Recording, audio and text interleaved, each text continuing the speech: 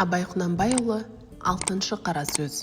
Қазақтың бір мақалы өнер алды бірлік, ырыс алды тірлік дейді. Бірлік қандай елде болады, қайтсе тату болады білмейді. Қазақ ойлайды, бірлік ат ортақ, ас ортақ, киім ортақ, дәулет ортақ болса екен дейді. Олай болғанда байлықтан не пайда, кедейліктен не залал? Ағайын құрмай мал іздеп не керек? Жоқ, бірлік ақылға бірлік, малға бірлік емес. Малыңды беріп отырсаң, атасы басқа, діні басқа, күні басқалар да жалданып бірлік қылады. Бірлік малға сатылса, антұрғандықтың басы осы.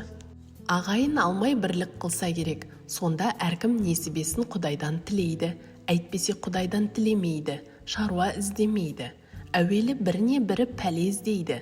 Не түсін, не ажарын, не өкпесін бұлдап, ол болмаса бір пәле салып, қорғалатып, әйтеуір бірін-бірі алдаудың амалын іздеседі. Мұның қай жерінен бірлік шықты? Ырыс алды тірлік дейді. Ол қай тірлік? Ол осы жан кеудеден шықпағандық па? Жоқ, ондай тірлік итте де бар. Ондай тірлікті қымбат көріп, бұлдаған адам өлімді жау көріп, ақиретке дұшпан болады. Жанын қорғалатып, жаудан қашып, қорқақ атанып, еңбек қылудан, қызмет қылудан қашып, еріншек атанып, ез атанып, дүниеде әлгі айтылған ырысқа дұшпан болады. Ол айтқан тірлік олар емес. Көкірегі, көңілі тірі болса, соны айтады. Өзің тірі болсаң да, көкірегің өлі болса, ақыл табуға сөз ұға алмайсың. Адал еңбекпен ерінбей жүріп мал табуға жігер қыла алмайсың.